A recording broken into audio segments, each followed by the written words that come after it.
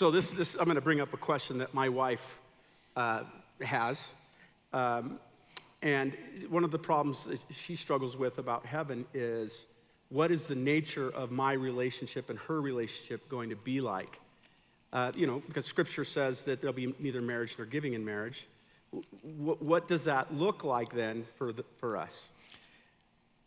Is your wife wanting or not? I'm just checking. No, I know. It depends on the day. It depends some on the days day. that sounds like hell to her, and some days that sounds like heaven. And then maybe purgatory in between or whatever. Right. Well, anyway. All right, so I don't See believe, what I'm talking don't about? believe in purgatory. Yeah, lippy. Lippy. All right. So I become all things to all men.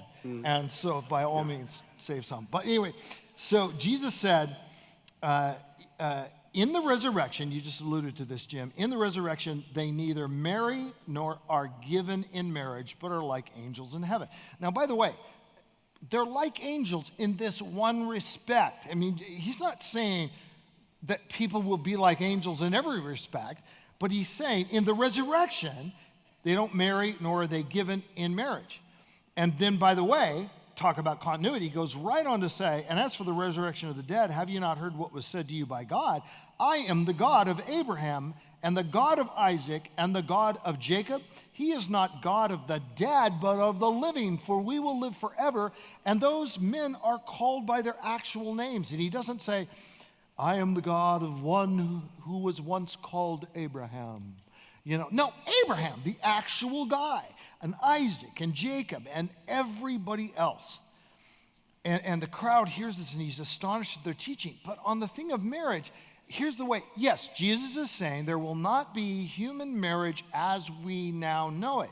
That does not mean we will not have incredibly close relationships with loved ones. I fully expect that Nancy and my relationship will be closer than it's ever been. And she's a great wife. We have a great marriage.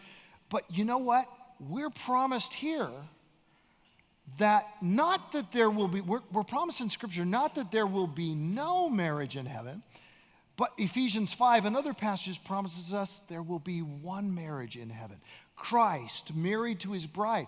And what I tell people is I'm encouraged and Nancy's encouraged at the idea that even though our marriage as it is now won't continue just as it is, we will be part of the same marriage. We will be part of the bride of Christ, married to Jesus.